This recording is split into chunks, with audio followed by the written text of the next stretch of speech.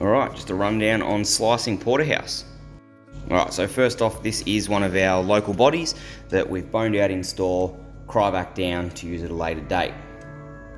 So what I'm doing here is I'm just going over the bottom of the porterhouse, just looking for any bone fragments, sinew, fat that's not needed on the bottom.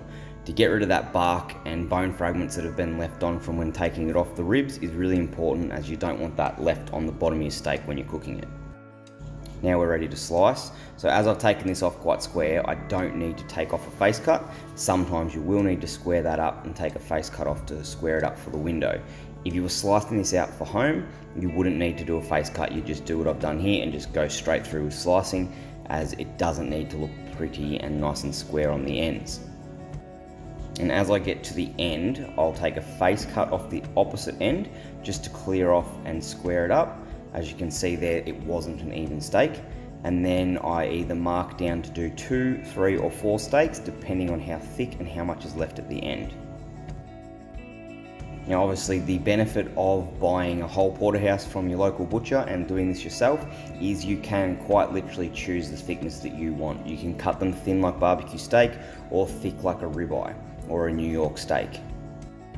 Or alternatively, as we get a lot in store, we have people come in and purchase a whole porterhouse of scotch and get us to slice in store for them to their desired thickness, whether that be like we've done here or a thin barbecue steak. Now I'll begin trimming. Now once again, you do it to your desired liking. We will trim the fat as it goes on display in the window, and as shoppers do shop with their eye, we do need to trim a bit of this fat off and just make it nice and presentable for the actual display. If you're doing this at home, you can just leave all that fat on, as I know a lot of people do like the fat left on to let it render down when they sear it on the barbecue or frying pan. And just a rundown on the parts that I'm trimming off here. So as I'll go along the back fat itself, which is just fat, which can be left on, I would say it's quite important to take off the little corner of the back top corner there, which does have a little bit of paddywhack, which is quite thick, chewy sinew. So even if you were going to leave the tail fat and the back fat on, I would say take that paddywhack out. As you can see here, I'll nook it off on the corner.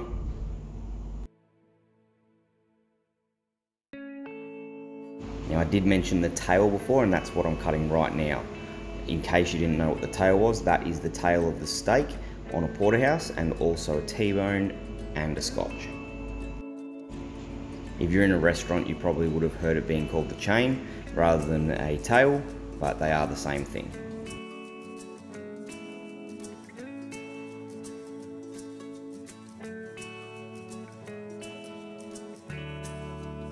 So as always, support your local butcher, go in and purchase a whole porterhouse or whole sirloin, and have a go at home. It's quite enjoyable to slice your own porterhouse and choose what thickness you want it, or even just buy it as a whole piece and roast it. They do come up extremely good as a roast. It's not the cheapest way to go about it, but you definitely won't have any complaints if you have a dinner party with a whole roast porterhouse.